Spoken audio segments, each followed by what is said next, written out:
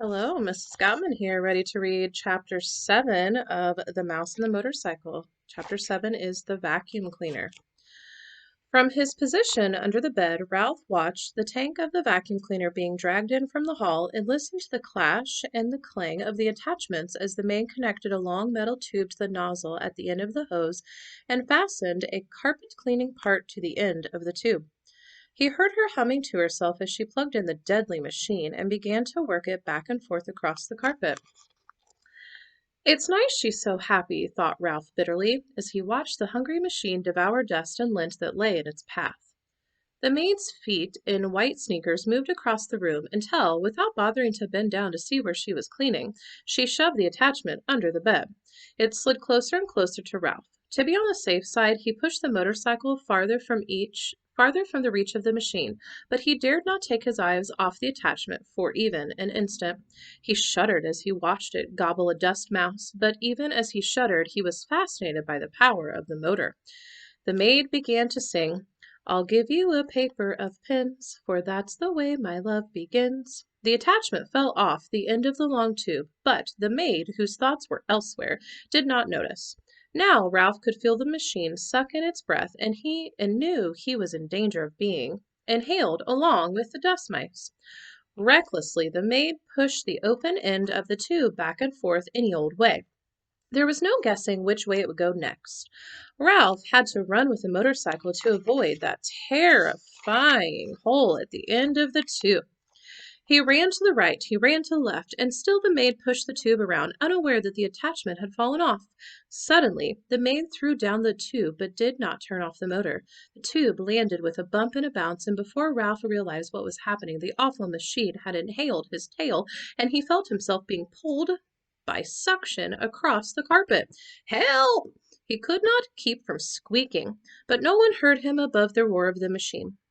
He just managed to catch the rear wheel of the motorcycle as he was sucked along the carpet. He hung on with all his strength. The machine, which was strong enough to suck up a mouse, was not strong enough to suck up a mouse and a motorcycle.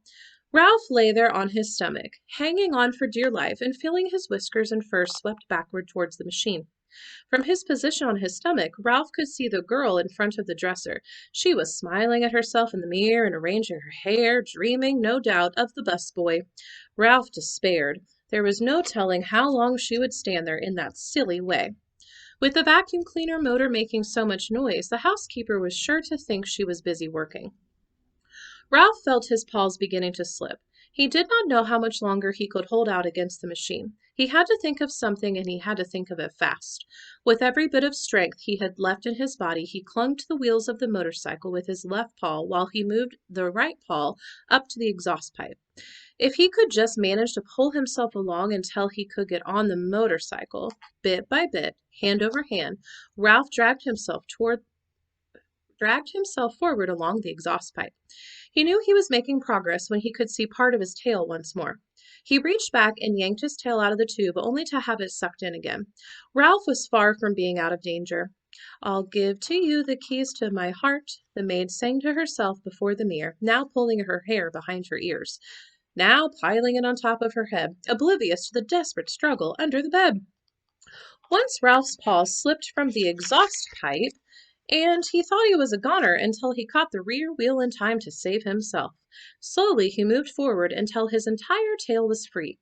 Things were easier when he could brace his hind foot against the spokes of the rear wheel. Slowly he rose, clinging to the machine, until he was able to grasp the hand grips and throw his leg over the seat. Ralph felt considerably safer sitting on the motorcycle and very much pleased with himself for having outwitted the vacuum cleaner. He was quite sure by now that the maid would never bother to look under the bed. He tried to move forward, propelling the cycle with his feet, but found the suction from the motor behind him was too strong. This made him wonder if the motor on Keith's cycle was stronger than the pull of the machine behind him. The more Ralph thought about it, the more important it seemed to him to find out. "No, I won't. Yes, I will." Ralph argued with himself. He had promised not to ride in the daytime, yes, but Keith did not know he would have a chance to see which was stronger, the motorcycle or the vacuum cleaner. Keith would be interested, wouldn't he? Wouldn't any boy? Riding the motorcycle would not be reckless. It would be an important experiment.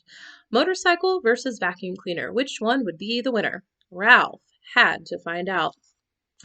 The maid turned abruptly from the mirror. Her feet in sneakers moved across the floor toward the electric outlet. If she disconnected the vacuum cleaner, there would be no experiment. If Ralph was going to pit one motor against the other, he had to do it now. He would never have another chance. Ralph picked up his tail and started the motor. Without taking time to let it warm up, he gunned it with all the breath he could inhale. The motorcycle got off to a faster start than Ralph expected, so fast that Ralph lost control. He shot out from under the bed just as the vacuum cleaner died with a long, drawn-out groan. Suddenly, everything went white, and Ralph found himself bumping along in a strange, ghostly place, all white and made of cloth, that seemed to be closing in on him from every direction. Ralph had ridden straight into a pillowcase thrown on the heap of laundry the maid had dropped on the floor, and the opening of the pillowcase had fallen shut behind him. Ralph had no idea which way was out. He dismounted from the motorcycle and beat at the cloth with his fist, but everywhere he struck it was soft and yielding. He stamped his feet only to have the cloth give softly and silently beneath him. He began to wade through the pillowcase, tugging the motorcycle along behind him, while he wondered why he had thought it so important to test the motorcycle against the vacuum cleaner. The light, filtered through unknown layers of cloth, was dim, and he sank to his knees in bed linen with every step. When he came to a seam, he knew he had been wading in the wrong direction. "Drat!" muttered Ralph. He turned, still dragging the motorcycle, and tried to retrace his footsteps, only to find he had no idea which way he had come. There were no landmarks. The clouds of cloth were white, billowy, and yielding in all directions. Double drat! He stamped his foot, only to find himself sinking deeper into the linen. From the swishing sounds he could hear outside, Ralph knew the maid must be unfolding clean sheets over the bed. He plodded on, dragging the motorcycle, without direction and with very little hope. "He promised to buy me a bunch of blue ribbons," sang the maid, "to tie up my bonny brown hair." Down the hall a door opened. Ralph heard a muffled woof, and in a moment the click of a small dog's toenails on the bare floor at the edge of the hall carpet, followed by sniffing that was dangerously close. The little terrier began to bark. "I know you're in there," he yipped. "Stick out your tongue and wiggle your fingers at me, will you? You just wait." Paws began to scrape at the sheets and pillowcases as if the dog were trying to dig a hole. Ralph decided it was wiser not to talk back to the dog. He huddled, scarcely breathing, against the motorcycle. "Well, hello, you cute little thing," said the maid, revealing to Ralph that she was even sillier than he had thought, as if there was anything cute about a terrier that could scarcely see through his own hair. The dog went on yapping, a bit self-consciously, Ralph thought, now that he knew he was being admired by the maid. A man's steps came thumping down the hall. "Stop your racket, you pesky mutt," said the owner's voice, and Ralph knew when the bark suddenly came from above him that the dog had been snatched up. "Let me down and I'll dig him out," yapped the dog as he was carried away. "Just let me down for 1 minute and I'll show you."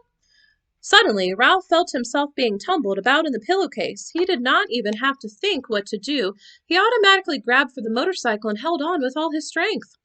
Even though he had been tipped upside down with his feet in the air, Ralph knew he was being lifted up inside the bundle of bed linen and carried down the hall. He lay still, his front paws locked around the front wheel of the motorcycle, waiting to see what would happen next. The maid walked a short distance to what Ralph judged to be the linen room, and there she dumped her armlet of bedding before she went off to clean another room.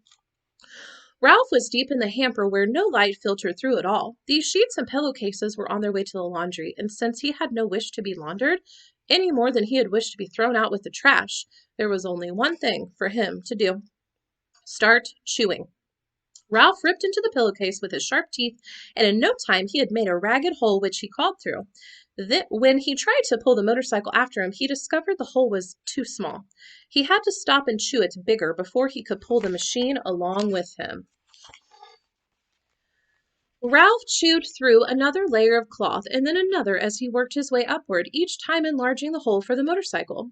His jaws began to ache, and still another layer of cloth lay ahead. This time a damp bath towel which would make slow chewing. Ralph was forced to make a decision. Did he want to save his life, or did he want to be carried off to the laundry with the motorcycle? There was only one answer. He wanted to save his life. He must abandon the motorcycle. With aching jaws, Ralph chewed onward, upward, moving faster now that he was making mouse-sized holes instead of motorcycle-sized holes. The bath towel had left an unpleasant furry taste in his mouth. Gradually, light began to filter through the cloth until finally, when Ralph thought he could not force his jaws to close on one more mouthful of fiber, he emerged into daylight at the top of the hamper. "Whew!" Ralph gasped, rubbing his aching jaws and wading across the sheets to the edge of the hamper. He leaped lightly to the floor, hugging the baseboard, scurried down the hall to room 215, where he flattened himself and squeezed under the door. Safe, but exhausted, and filled with remorse at the loss of Keith's motorcycle, Ralph dragged himself off to the mouse hole to catch up on the sleep he should have had that day. Thanks for listening to Chapter 7.